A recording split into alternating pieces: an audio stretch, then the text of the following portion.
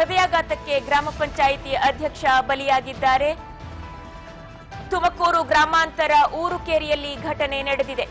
ಪಂಚಾಯಿತಿ ಅಧ್ಯಕ್ಷ ಬಿಜೆಪಿ ಮುಖಂಡ ಹೆಬ್ಬಾಕ ಸ್ವಾಮಿ ಬಲಿಯಾಗಿದ್ದಾರೆ. ಹೃದಯಾಘಾತಕ್ಕೆ ಬಲಿಯಾಗಿರುವಂತದ್ದು. ಶಾಲೆಗೆ ಮಗಳನ್ನು ಬಿಟ್ಟು ಆಗಷ್ಟೇ ಮನೆಗೆ ಬಂದಿದ್ದರು ಹೆಬ್ಬಾಕ.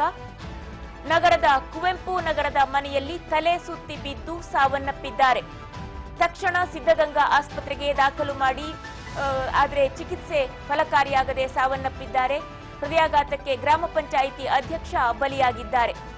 ತುಮಕೂರು ಗ್ರಾಮಾಂತರ ಊರುಕೇರಿಯಲ್ಲಿ ಘಟನೆ ನಡೆದಿದೆ.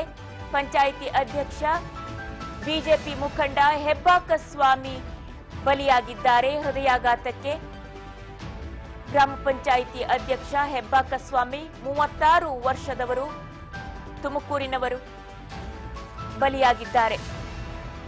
ತುಮಕೂರು ಗ್ರಾಮಾಂತರದ ಊರುಕೇರಿಯಲ್ಲಿ ಘಟನೆ ನಡೆದಿದೆ. ಬಿಜೆಪಿ ಮುಖಂಡ ಹೆಬ್ಬಾಕ ಸ್ವಾಮಿ ಶಾಲೆಗೆ ಮಗಳನ್ನು ಬಿಟ್ಟು ಆಗಷ್ಟೇ ಮನೆಗೆ ಬಂದಿದ್ರು.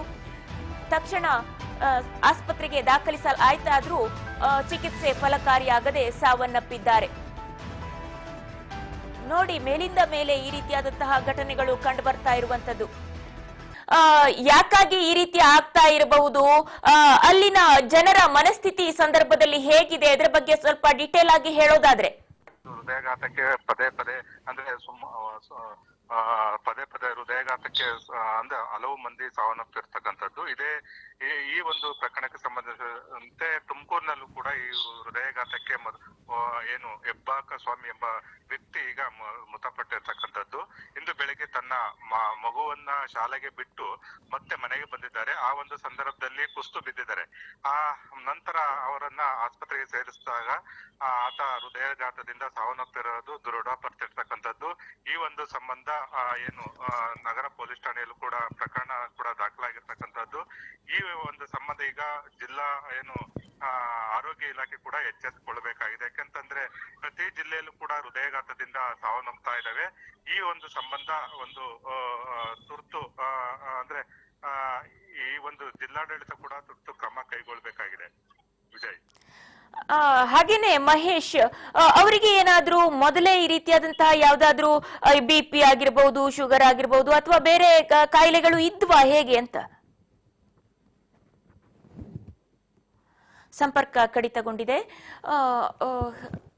ನಿಜಕ್ಕೂ ಕೂಡ ಇದು ಆತಂಕಕಾರಿಯಾದಂತಹ ವಿಚಾರ. ಏನು ಹೇಳಬೇಕು ಈ ವಿಚಾರವಾಗಿ ಗೊತ್ತಾಗೋದಿಲ್ಲ. ಒಬ್ಬರ ಹಿಂದೆ ಒಬ್ಬರು ಹೃದಯಾಘಾತಕ್ಕೆ ಬಲಿಯಾಗ್ತಾ ಇರುವಂತದ್ದು ನೋವಿನ ಸಂಗತಿ. ತುಮಕೂರಿನಲ್ಲಾಗಿರಬಹುದು, ಹಾಸನದಲ್ಲಿ ಆಗಿರಬಹುದು, ಹೀಗೆ ಶಿವಮೊಗ್ಗದಲ್ಲಿ ಆಗಿರಬಹುದು, ಎಲ್ಲ ಕಡೆ ಕೂಡ ಹೃದಯಾಘಾತ ಒಬ್ಬರ ಹಿಂದೆ ಒಬ್ಬರು ಆಗ್ತಾ ಇರುವಂತದ್ದು. ಸರಣಿ ಸಾವಿನ ರೀತಿಯಲ್ಲಿ ಇದು ಆಗ್ತಾ ಇರುವಂತದ್ದು.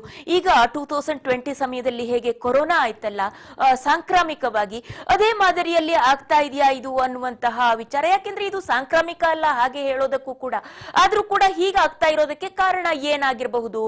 ಒಂದೇ ರೀತಿಯಾದ ಆಹಾರ ಪದಾರ್ಥ ಅಥವಾ ಒಂದೇ ರೀತಿಯಾದಂತಹ ವಿಷ ವಸ್ತುಗಳು ಏನಾದ್ರೂ ಇವರೆಲ್ಲರ ಒಂದು ದೇಹದಲ್ಲಿ ಸೇರಿರಬಹುದಾ? ಒಂದೇ ರೀತಿಯಾಗಿ ಹವಾಮಾನ ವೈಪರೀತ್ಯದಿಂದ ಹೀಗೆ ಆಗಿರಬಹುದಾ? ಹೀಗೆ ಹಲವಾರು ವಿಚಾರಗಳು ತಲೆಯಲ್ಲಿ